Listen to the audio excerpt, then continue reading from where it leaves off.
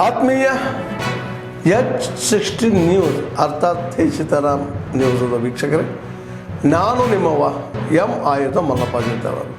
ತಾವು ಈಗ ಸುದ್ದಿಗಳ ಲೋಕಕ್ಕೆ ಎಂಟ್ರಿ ಹೊಡಿತಾ ಇದ್ದೀರಿ.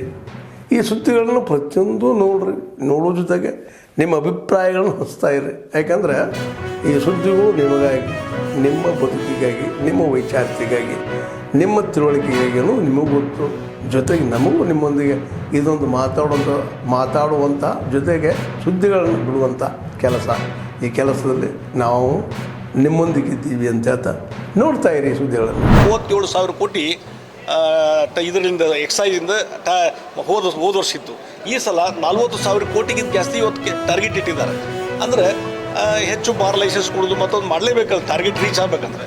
ಮತ್ತು ಹಳ್ಳಿಗಳಲ್ಲಿ ಕಿರಾಣಿ ಅಂಗಡಿಗಳಲ್ಲಿ ಸಹಿತ ಇವತ್ತು ಮದ್ಯ ಸಿಗ್ತದೆ. ಆ ರೀತಿಯಾದಂಥ ಒಂದು ವ್ಯವಸ್ಥೆ ಇದು ಬಹುಶಃ ಆಡಳಿತ ವ್ಯವಸ್ಥೆ ಸಂಪೂರ್ಣ ಕುಸಿದೋಗಿದ್ದಕ್ಕೆ, ಆರ್ಥಿಕ ಸ್ಥಿತಿ ಕುಸಿದೋಗಿದ್ದಕ್ಕೆ ಇದು ಉದಾಹರಣೆ ಅಂತ ನಾನು ಹೇಳ್ತೀನಿ. ಸಿದ್ದರಾಮಯ್ಯನವರು ಆರ್ಥಿಕ ತಜ್ಞ ಅಂತೇಳಿ ಸಾಕಷ್ಟು ಜನ ಅವ್ರ ಕಡೆದವ್ರು ಹೇಳ್ತಾ ಇವತ್ತಿನ ಪರಿಸ್ಥಿತಿ ನೋಡಿದರೆ ಎಲ್ಲೋ ಆ ಆರ್ಥಿಕ ತಜ್ಞ ಅನ್ನೋದಕ್ಕೆ ಒಂದು ವ್ಯತಿರಿಕ್ತ ಹೆಸರಿದ್ದರೆ ಈಗ ಸಿದ್ದರಾಮಯ್ಯ ಅಂತ ಹೇಳಬೇಕಾಗ್ತದೆ. ಕಂಪ್ಲೀಟ್ ಫೇಲ್ಯೂರ್ ಆಗಿದ್ದಾರೆ, ಕೊಲ್ಯಾಪ್ಸ್ ಆಗಿದೆ. ಹೀಗಾಗಿ ಅವ್ರಿಗೆ ಅದನ್ನು ನಿಯಂತ್ರಣ ಮಾಡಲಿಕ್ಕೆ ಆಡಳಿತದಲ್ಲಿ ನಿಯಂತ್ರಣ ಇಲ್ಲ, ಆರ್ಥಿಕ ಶಿಸ್ತಲ್ಲಿ ನಿಯಂತ್ರಣ ಇಲ್ಲ. ಆ ಪರಿಸ್ಥಿತಿ ಬಹುಶಃ ಈ ರೀತಿಯಾದಂಥ ಪರಿಸ್ಥಿತಿ ಕರ್ನಾಟಕದಲ್ಲಿ ಯಾವಾಗೂ ಬಂದಿರಲಿಲ್ಲ. ಫಸ್ಟ್ ಟೈಮ್ ಅದು ಬಂದದ್ದು. ಬ್ರ್ಯಾಂಡ್ ಬೆಂಗಳೂರು ಮಾಡ್ತೀವಿ ಅಂತೇಳಿ ಅದಕ್ಕೂ ದೊಡ್ಡ ಮೀಸಲಿಟ್ಟರು. ನಾನು ಹೇಳ್ತೀನಿ, ಅಲ್ಲಿ ಬಹುಶಃ ಅಸೆಂಬ್ಲಿ ಕೆಲವರು ಮಾತಾಡಬೇಕಾಗ್ತದೆ.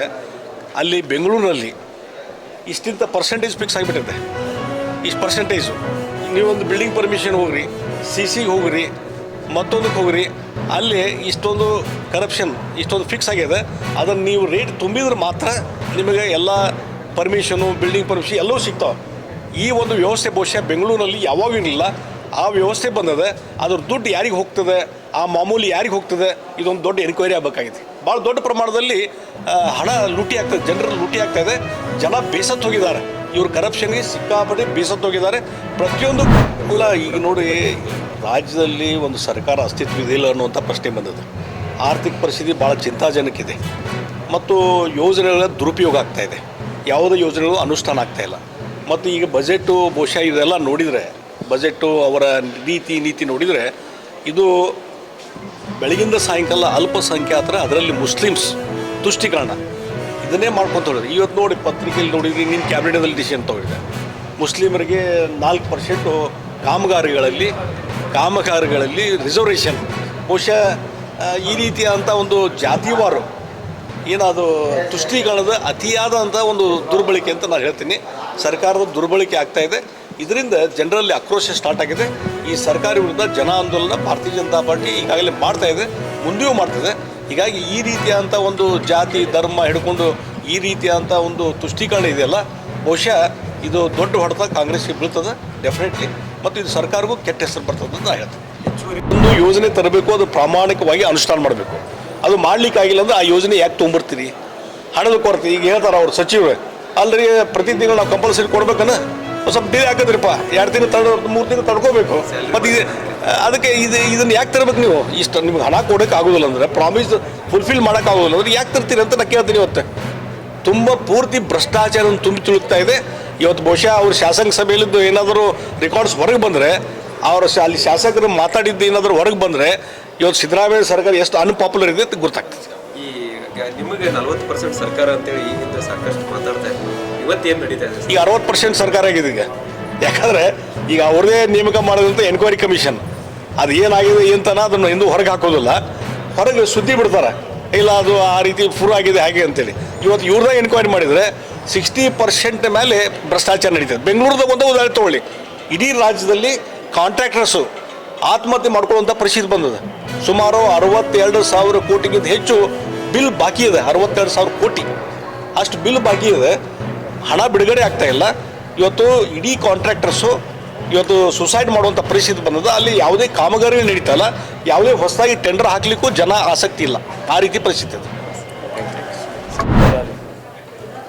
ಈಗ ಸದ್ಯ ಮಾತಾಡೋದಂದ್ರೆ ಇವತ್ತೇನೆ ಮಹಾಪೌರ್ ಇಲೆಕ್ಷನ್ ಆಯಿತು. ಅದರಲ್ಲಿ ನಮ್ಮವರು ಇರಲಿ ವಿರೋಧವಾಗಿರಲಿ ಎಲ್ಲರೂ ನನಗೆ ಸಪೋರ್ಟ್ ಮಾಡಿದ್ದಾರೆ. ಅದಕ್ಕೆ ಎಲ್ಲ ಸದಸ್ಯರನ್ನ ಮೊದಲನೇ ಎಲ್ಲರಿಗೆ ಅಭಿನಂದನೆ ಸಲ್ಲಿಸ್ತೀನಿ. ಮತ್ತು ಎಲ್ಲರ ಜೊತೆಲೇ ಕೆಲಸ ಮಾಡೋದು, ಬೆಳಗಾವಿ ಸಲುವಾಗಿ ಕೆಲಸ ಮಾಡೋದು, ಬೆಳಗಾವಿ ಪರವಾಗಿ ಕೆಲಸ ಮಾಡೋದು ಮತ್ತು ಎಲ್ಲರ ಸದಸ್ಯರ ಕೇಳಿ ಅವ್ರದ್ದು ಏನು ಸಮಸ್ಯೆ ಇರ್ತಾವೆ ಅದ್ರ ಬಗ್ಗೆ ಹರಿಸೋದು ಪ್ರಯತ್ನ ಮಾಡೋದು. ಎರಡನೇ ಮಾತ ಈಗ ಎಲ್ಲರೂ ಶಾಸಕರು ಅಭಯ್ ಪಾಟೀಲ್ ಅವರು, ನಮ್ಮ ಜಗದೀಶ್ ಶೆಟ್ಟರ್ ಸಾಹೇಬರು ಮತ್ತು ಸಾಹೇಬಣ್ಣ ತಳವಾರ್ ಅವರು ನನ್ನ ಸಲುವಾಗಿ ಇಲ್ಲಿ ಬಂದು ನಮ್ಮ ಪರವಾಗಿ ವೋಟ್ ಮಾಡಿದರು ಮತ್ತು ನಮಗೆಲ್ಲ ಟೈಮ್ ಕೊಟ್ಟರು. ಅದಕ್ಕಾಗಿ ಅವ್ರದ್ದು ಮೊದಲನ ಆಭಾರ ಸಲ್ಲಿಸ್ತೇನೆ. ಮತ್ತೊಂದು ಗೋಷ್ಠಿ ಮಾಡೋಣ ಇವತ್ತು ಸದ್ಯ ಆಯ್ತು. ಸ್ವಲ್ಪ ನಾ ಕಟ್ ಮಾಡ್ತೀನಿ, ಮೇಡಮ್ ಅವರು ಕೂಡ ಸ್ವಲ್ಪ ಮಾತಾಡಲಿ. ಏನು ಕಲಿಸ್ಬೇಕು ಬೆಳಗಾವಿ ಪರವಾಗಿ ಅಂತೇಳಿ ಪ್ರೆಸ್ ಮೀಟ್ ಮುಂದೆ ಮಾಡೋಣ. ಈಗ ಸದ್ಯ ಮೇಡಮ್ ಕೂಡ ಮಾತಾಡಲಿ ಸರ್.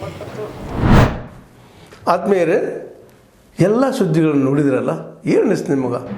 ಇದರಲ್ಲೇ ನಿಮ್ಗೆ ಲೈಕ್ ಆಗಿರ್ಬೋದು, ಡಿಸ್ಲೈಕು ಆಗಿರ್ಬೋದು, ಕಾಮೆಂಟ್ ಬೇಡಪ್ಪ ಅಂತೂ ಅನಿಸಿರ್ಬೋದು, ಕಾಮೆಂಟ್ ಮಾಡಬೇಕಪ್ಪ ಅನಿಸ್ಬೋದು, ಶೇರ್ ಮಾಡಬಾರ್ದಪ್ಪ ಅನಿಸಿರ್ಬೋದು, ಅದು ಮಾಡಬೇಕು ಅನಿಸಿರ್ಬೋದು.